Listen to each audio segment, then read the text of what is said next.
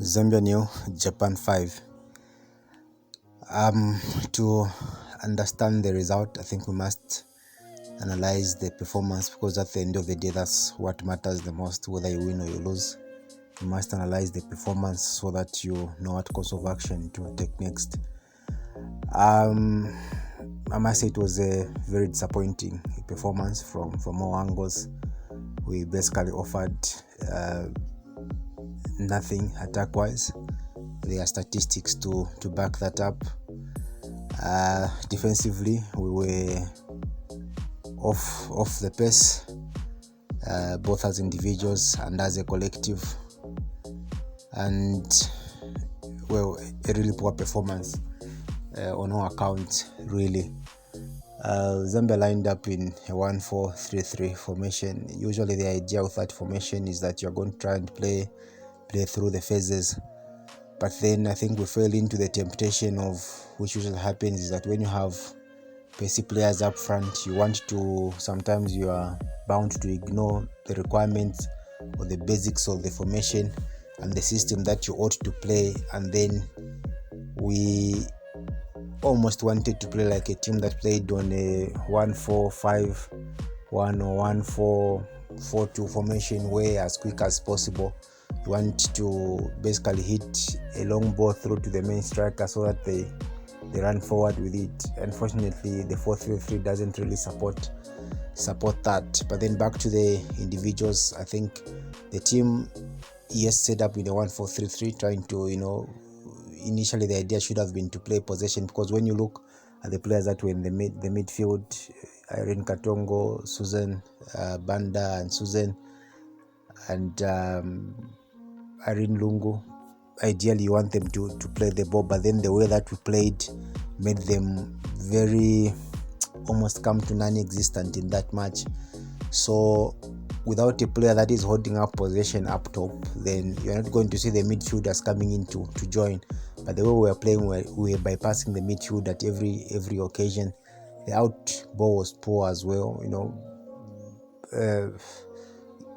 You hardly found Barbara Banda, and even the few occasions that she was found, unfortunately she was not able to hold the ball.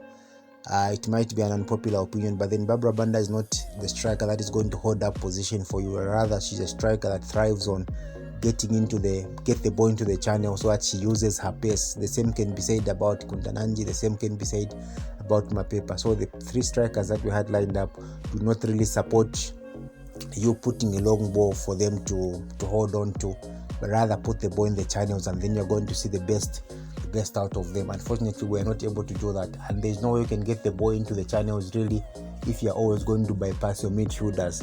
Then if you're not going to engage your midfielders, then Irene Katongo becomes a passenger in the match.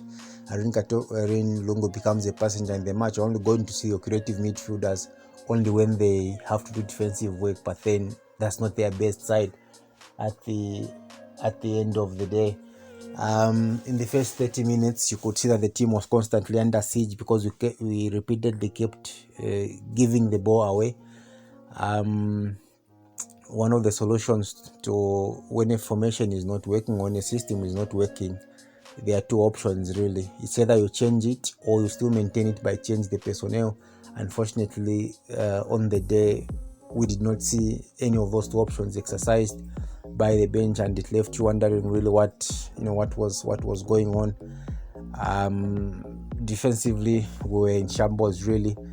We at some point tried to play with the low block, but then the idea behind the low block is that as much as you're still going to do a low block, you must be able to put pressure on the ball with whichever player has the ball, but then we're not able to do that. No wonder they were able to find the ball from deep and then just thread it over the top, or even just a wall pass through, it gets through, and then they are right at goal, because there was basically no immediate pressure on the ball.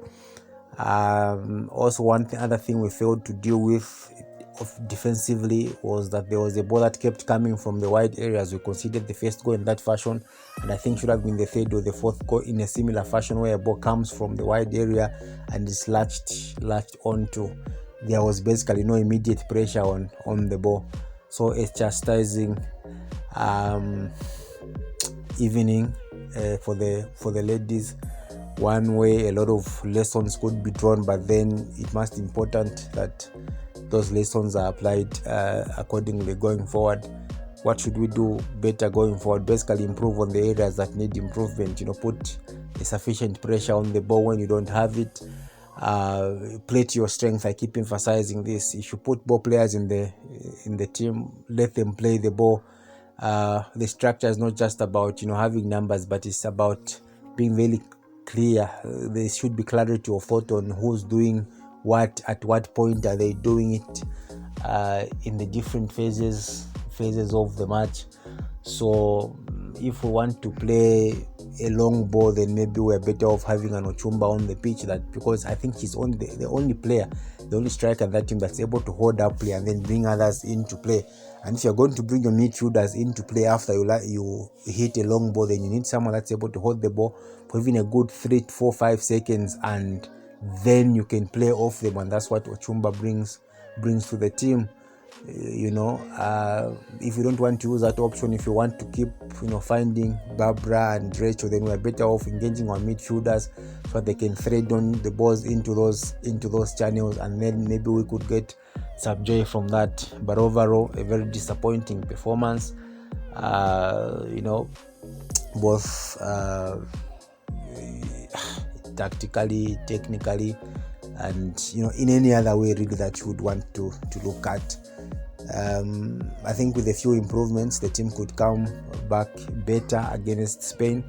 It would be another tough encounter for them, but then maybe one where they could put in an improved performance going forward. A hard one to take really. They should be struggling mentally at the moment, but I think that's where the right support system comes in to help matters. So overall, a poor outing, one that may not last long in the memory of many, but one full of lessons, and if we apply those lessons properly, we could do better going forward.